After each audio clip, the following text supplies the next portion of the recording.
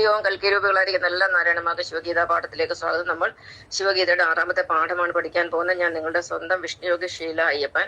ഓം നമോ ഭഗവതേ വാസുദേവായ, ഓം നമോ മാത വസുന്ധരായ നമഃ.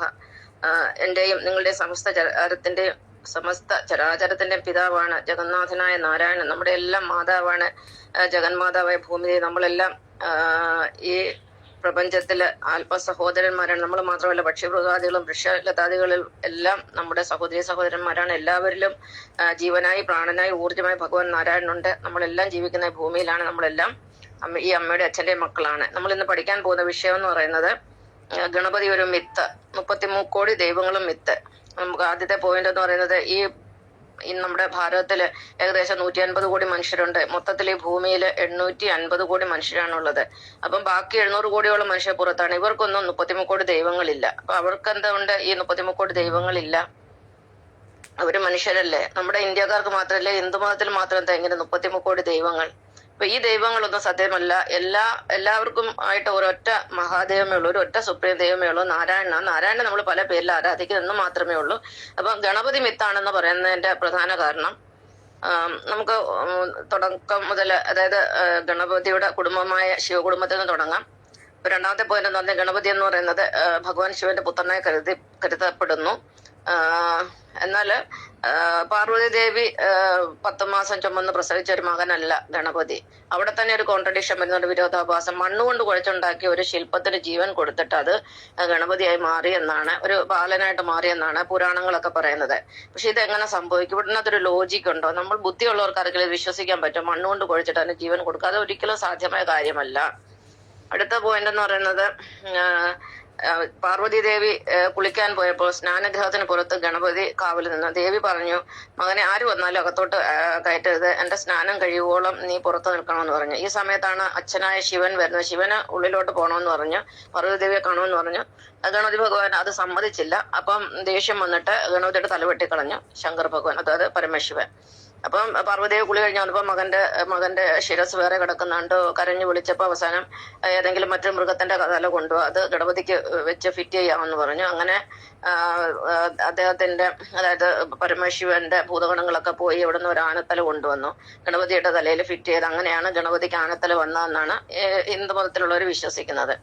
അത് എങ്ങനെ ശരിയാവും? ഒരു മനുഷ്യന്റെ തലയുടെ വലുപ്പം ഇത്രയുണ്ട്. ഒരു ആനക്കുട്ടി എത്ര ഇപ്പം ഉണ്ടായ ഒരു കുഞ്ഞാണെന്ന് പറഞ്ഞാൽ അതിന്റെ തല ഒരിക്കലും ഒരു മനുഷ്യനുമായിട്ട് ഫിറ്റ് ചെയ്യത്തില്ല, ഒരു ഫിറ്റ് ആവത്തില്ല. കാരണം വലിപ്പം പോലും ശരിയല്ല. പിന്നെ എങ്ങനെ അവിടെ ഇരിക്കും? തൊപ്പി തലയിൽ വെച്ചതുപോലെ ഇരിക്കും, കവിഞ്ഞു കിടക്കും. അത് ഒരിക്കലും ശരിയല്ല. അപ്പൊ ഇങ്ങനെ ഒരു കഥാപാത്രം മനുഷ്യൻ സൃഷ്ടിച്ചത്, മനുഷ്യരെന്ന് പറഞ്ഞാല് ഈ കഥാപാത്രം സൃഷ്ടിക്കപ്പെട്ടത് 12,000 വർഷം മുമ്പ്, അതായത് സത്യയുഗത്തിന്റെ അതിനു മുന്നേ സൃഷ്ടിക്കപ്പെട്ട ഒരു കഥാപാത്രമാണ്. കാരണം അന്ന് ആദിവാസികളായ മനുഷ്യർക്കൊക്കെ ആനയൊക്കെ ഭയങ്കര പേടിയായിരുന്നു. കാരണം വനത്ത് താമസിക്കുമ്പോൾ ആനകളൊക്കെ ഉണ്ടല്ലോ, അതുങ്ങൾ ഒരുപാട് ഉപദ്രവിക്കാനൊക്കെ വരുന്ന പേടിയായിട്ട് ഈ മനുഷ്യൻ തന്നെ ഒരു ആനയുടെ രൂപവും മനുഷ്യന്റെ രൂപവും ഒക്കെ നിർമ്മിച്ച് അങ്ങോട്ട് ആരാധിക്കാൻ തുടങ്ങി. അത് തന്നെ സംഭവം. അല്ലാതെ നമ്മുടെ ഭാഗവത്തിൽ എവിടെയും ഗണപതിയെ കുറിച്ച് പറയുന്നില്ല, രാമായണത്തിൽ എവിടെയും ഗണപതിയെ കുറിച്ച് പറയുന്നില്ല. പക്ഷെങ്കിൽ അധ്യാത്മരാമായണം എഴുതിയത് തുഞ്ചത്ത് എഴുത്തച്ഛനാണ്. അദ്ദേഹം അത് സംസ്കൃത ഭാഷയിൽ നിന്നൊക്കെ ഇങ്ങോട്ട് തർജ്ജമ ചെയ്തപ്പോൾ അദ്ദേഹം തന്റെ ഗുരുനാഥന്മാരെയൊക്കെ വർണ്ണിക്കുന്ന കൂട്ടത്തിലെ വാരണമുഖൻ മമ പ്രാരബ്ധ വിഘ്നങ്ങളെ വാരണം ചെയ്തിടുവാൻ ആവോളം വന്നിക്കുന്നതെന്ന് പറയുന്നുണ്ട്.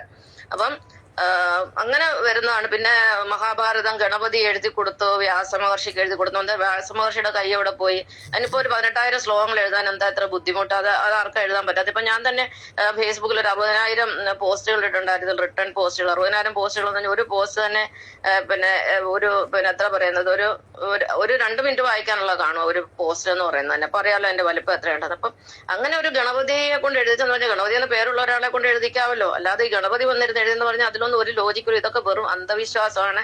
എങ്ങനെ പറഞ്ഞാലും ഗണപതി എന്ന് പറയുന്നത് ഭഗവാൻ മിത്താണ്. അത് ആൾക്കാർ ഇങ്ങനെ തലമുറകളായി പരമ്പരകളായിട്ട് അതിങ്ങനെ എന്താ പറയുന്നത്, അതിനെ പൂജിച്ച് ആരാധിക്കുന്നേ ഉള്ളൂ. സത്യത്തിൽ ഇതൊന്നും അല്ല ദൈവം. നമ്മളാണ് ജീവനുള്ള ദൈവം എന്ന് പറയുന്നത്. മനുഷ്യൻ മാത്രമാണ് യഥാർത്ഥ ദൈവം. മനുഷ്യനല്ലാത്ത ഒരു ദൈവവും ഈ പ്രപഞ്ചത്തിലില്ല. ഭഗവാൻ നാരായണൻ എന്ന് പറയുന്നത് നമ്മൾ ഓരോരുത്തരുമാണ്. നാരായണൻ ഒന്നാണെന്ന് ഞാൻ പറഞ്ഞു തന്നിട്ടുണ്ട്. അപ്പം ഈ ഒരു ഗണപതി ആരാധന, ഇതൊന്നും ഞാൻ വേണ്ടെന്നില്ല പറയുന്നത്. ഗണപതി ആരാധന ഉള്ളതുകൊണ്ട് ഒരുപാട് പേര് ജീവിക്കുന്നുണ്ട്. നല്ലതാണ് ആരാധനകൾ, പലതരത്തിലുള്ള ആഘോഷങ്ങളൊക്കെ നമ്മുടെ ജീവിതത്തിൽ, അല്ലെ നമ്മുടെ മുന്നിൽ കാണുന്ന ഒരു കണ്ണിന് സുഖമുള്ള കാര്യമാണ്, മനസ്സിന് സുഖമുള്ള കാര്യമാണ്. നമ്മൾ ഒരു പൂന്തോട്ടത്തിൽ ഒരു തരം പൂക്കൾ മാത്രം നിന്നുള്ള അതിനൊരു ഭംഗി ഉണ്ടാവില്ല, പലതരം പൂക്കൾ വരുമ്പോഴാണ് ഭംഗി. അപ്പം ഈ ലോകം എന്ന് പറഞ്ഞ വൈവിധ്യമുള്ളതാണ്. അപ്പം ഗണപതി എന്ന് പറയുന്ന ഒരു ഭഗവാനെ മനുഷ്യൻ സൃഷ്ടിച്ചു, മനുഷ്യനല്ല ഭഗവാൻ തന്നെ അല്ലെങ്കിൽ മനുഷ്യർ കൂടെ സൃഷ്ടിച്ചു, അതിനെ ആരാധിക്കുന്നു. അതിനെ ഈ മഹാരാഷ്ട്രയിലൊക്കെ ഗണപതി ഉത്സവം വളരെ പ്രാധാന്യമുള്ളതാണ്. എന്നുള്ളതാണ്. ആ സമയത്ത് കോടാനുകോടി അല്ലെങ്കിൽ ലക്ഷക്കണക്കിന് വിഗ്രഹങ്ങളാണ് മനുഷ്യനുണ്ടാകുന്നത്. ഇതൊക്കെ ഉണ്ടാക്കി എത്ര കുടുംബങ്ങൾ പുലരുന്നുണ്ട്. അതൊരു കഴിവ് തന്നെയല്ല, ഭഗവാൻ കൊടുത്തൊരു കഴിവ് തന്നെയല്ല വിഗ്രഹം ഉണ്ടാക്കുക എന്ന് പറയുന്നത്. എന്നെ കൊണ്ട് പറ്റും ഒരു വിഗ്രഹം ഉണ്ടാക്കാൻ. അപ്പൊ അതൊക്കെ നല്ല കാര്യങ്ങൾ തന്നെ. പക്ഷെ നമ്മൾ ഇതിന്റെ സത്യം മനസ്സിലാക്കണം. ഗണപതി എന്ന് പറയുന്നത് നമുക്ക് ആരാധിക്കാൻ പറ്റിയ ഒരു ദൈവം എന്ന് പറഞ്ഞൊന്നും ആരാധിക്കാൻ പറ്റിയ ഒരു വിഗ്രഹം ഒന്നല്ല. നമുക്ക് പിന്നെ കൂട്ടത്തിൽ ഇരിക്കട്ടെ എന്നുള്ളതേ ഉള്ളൂ, അല്ലാതെ അതൊരു സത്യമല്ല. അത് വെറും മിത്താണ്. സത്യം എന്ന് പറഞ്ഞാൽ നമ്മളാണ്, നമ്മുടെ ഉള്ളിലാണ് നമ്മുടെ ഭഗവാൻ ഇരിക്കുന്നത്. നമ്മളല്ലാതെ മറ്റൊരു ദൈവവും ഇല്ല. നമ്മുടെ ഉള്ളിലിരിക്കുന്ന നാരായണൻ തന്നെയാണ് യഥാർത്ഥ ദൈവം. ആ നാരായണൻ മൂന്നായിട്ടാണ് ഈ ലോകത്തിരിക്കുന്നത്. പോസിറ്റീവായിട്ടും നെഗറ്റീവായിട്ടും ന്യൂട്രലായിട്ടും. പോസിറ്റീവായിട്ട് ഇരിക്കുന്ന വിഷ്ണു ഭഗവാനാണ്, നെഗറ്റീവായിരിക്കുന്ന ശിവഭഗവാനാണ്, ന്യൂട്രലായിട്ടിരിക്കുന്ന ബ്രഹ്മാവാണ്. ബ്രഹ്മാവിനെ എല്ലാവരും ആരാധിക്കുന്ന ആളല്ല ബ്രഹ്മാവ്. അതിന് പകരം ബ്രഹ്മാവിനെ ആരാധിക്കുന്ന പറഞ്ഞാൽ ശിവനെയും വിഷ്ണുവിനെയും ഒരുപോലെ ആരാധിക്കുക. രണ്ടു കൂട്ടരെ ഒരുപോലെ ആരാധിക്കുന്നവരാണ് ബ്രഹ്മന്മാരെന്ന് പറയുന്നത്. അവരാണ് ഹിന്ദു മതക്കാര്. ഇവർ ഈ രണ്ടിനെ ആരാധിച്ച് രണ്ടിന്റെ ഊർജ്ജം തമ്മിൽ ക്യാൻസൽ ആയിപ്പോയിട്ട് സീറോയിൽ വന്നേക്ക് ഇവർക്ക് യാതൊരു ഊർജ്ജവുമില്ല.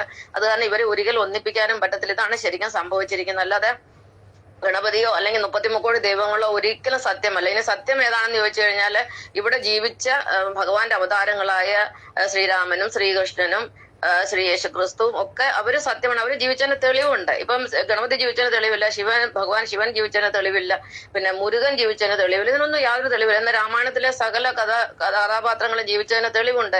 അത് രാമായണത്തിൽ ഏതെല്ലാം സ്ഥലങ്ങള് പ്രതിപാദിച്ചിട്ടുണ്ടോ അത് ഈ ഭൂമി നമ്മൾ എവിടെ ചെന്നെല്ലാം സ്ഥലങ്ങളൊക്കെ നമുക്ക് കാണാൻ സാധിക്കുന്നതാണ്. അതുപോലെ കൃഷ്ണാവതാരത്തിലെ സ്ഥലങ്ങളെല്ലാം നമുക്ക് കാണാൻ സാധിക്കുന്നതാണ്. യേശോവതാരത്തിലെ സ്ഥലങ്ങളെല്ലാം കാണാൻ സാധിക്കുന്നതാണ്. ഇനിയിപ്പോ മുഹമ്മദ് നബി എന്ന അദ്ദേഹം ഒരു അവതാരം തന്നെയായിരുന്നു. അദ്ദേഹം ജീവിച്ച സ്ഥലങ്ങൾ അതിനെല്ലാം തെളിവുള്ള കാര്യങ്ങളാണ്. ബാക്കിയുള്ളതൊക്കെ എന്ന് പറഞ്ഞാല് മിത്തെന്നേ നമുക്ക് പറയാൻ പറ്റുള്ളൂ. ബാക്കി നമ്മൾ ഈ ദൈവം എന്ന് കരുതി ആരാധിക്കുന്നതെല്ലാം മിത്താണ്. നമ്മുടെ വിവരക്കേടും അന്ധവിശ്വാസവും അനാചാരങ്ങളുടെ ഭാഗമായിട്ടാണ്. അപ്പം ഇതൊന്നും സത്യമേ അല്ല. സത്യം ആരാണെന്ന് വെച്ചാൽ നമ്മളാണ്, നമ്മൾ മനുഷ്യരാണ് സത്യം. നമ്മളെക്കാൾ വലിയൊരു സത്യം ലോകത്തൊന്നുമില്ല. നമ്മുടെ ഉള്ളിലാണ് പ്രപഞ്ചനാഥനായ നാരായണൻ ഇരിക്കുന്നത്. ഓരോരുത്തരുടെ ഉള്ളിൽ ഭഗവാൻ നാരായണനാണ് ഇരിക്കുന്നത്. അപ്പൊ ഞാനിതൊന്നും പറഞ്ഞത് പോലെ ആരും മാറാനും ഒന്നും പോകുന്നില്ല. എനിക്ക് ഭഗവാൻ കാണിച്ചു തന്ന ഓരോരോ സത്യങ്ങൾ ഞാൻ വെളിപ്പെടുത്തിക്കൊണ്ടിരിക്കുകയാണ്. നന്ദി, നമസ്കാരം.